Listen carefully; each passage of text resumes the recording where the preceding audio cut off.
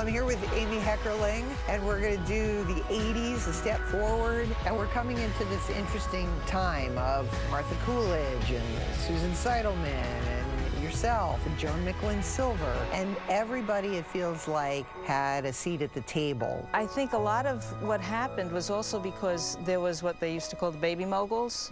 Suddenly there were these young people that had been very political and committed, and they were more into getting women involved in projects, and they started to have some power at the studios.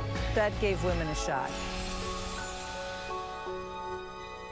We're going to start with someone who I actually saw her films growing up. Hester Street and Chilly Scenes of Winter is a big favorite of mine, Between the Lines. And you're also a fan. You know Joan Micklin Silver. You're friends with her.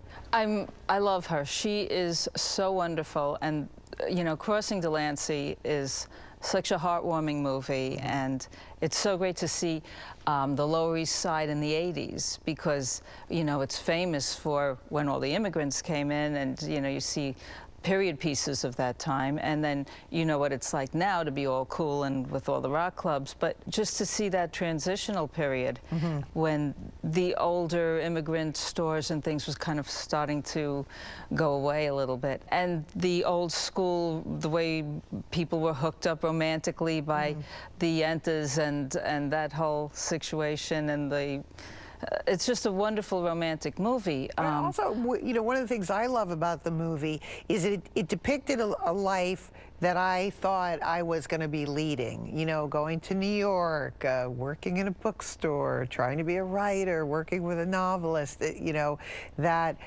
finding the right guy. But it's not cliche. It's not cookie cutter. It felt really like New York, as you say. Yeah, and the opportunities, but then also the heartbreak of not everything going your way, and thinking you have all these wonderful dreams. That doesn't mean anything good's really ever going to happen. And sometimes you have to change what you're looking for and what your expectations are, and sometimes that could turn out to be great. And in the midst of the film, too, there is these little there's some nice fashion statements. And again, for me, it's slightly nostalgic just watching the movie, because it reminded me of, oh yeah, you'd go to a movie and you'd see what Amy Irving was wearing, and you'd think, I want a hat like that, or I'm going to wear my scarf like that. And the friends that were like, she gets this hat, and they're making fun of her like, oh, what are you, Annie Hall? And I'm going, you guys would be lucky to look like Annie Hall. I mean, give me a break. And it's such a time capsule, because these women walking around and talking about men and who you should like, and they've got shoulders like they're going to be football players. And they look crazy, but it makes you go, oh yeah, remember that? It was like women were supposed to be powerful, so what did that mean? Big shoulders. I mean, it's just crazy. Yeah, it's just a really wonderful film. Also, her relationship with her Yenta, it's you know, fantastic. Sylvia Miles.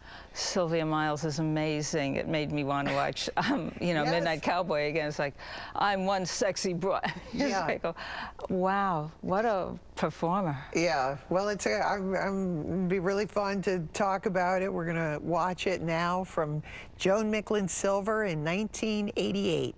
Here is Amy Irving and Peter Riegert in the TCM premiere of Crossing Delancey.